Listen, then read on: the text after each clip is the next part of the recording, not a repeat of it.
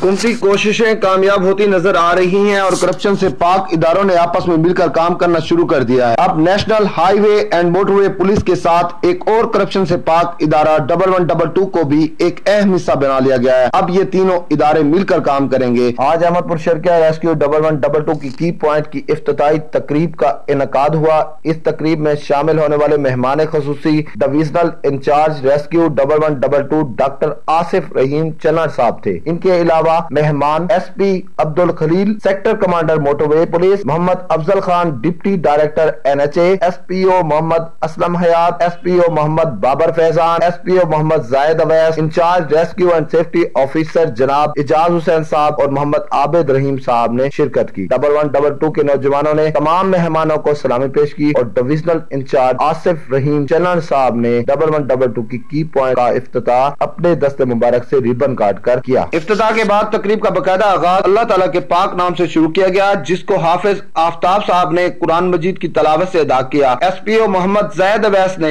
अपने धीमे लहजे और पुरजोश शेरों से मेहमानों को स्टेज पर खुशामदीद कहा। डॉक्टर आसिफ रहीम चन्नड़ साहब ने अपने ख्यालात का इजहार कुछ ऐसे किया। एक स्ट्रक्चर आ जाए ये भी कामयाबी नहीं है। कामयाबी ये है इन तमाम चीजों के होते हुए आपके अंदर जो जज्बा है, अगर आपके अंदर जज्बा है तो आप कामयाब हैं।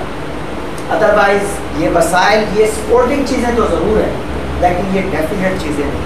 ठीक है जी।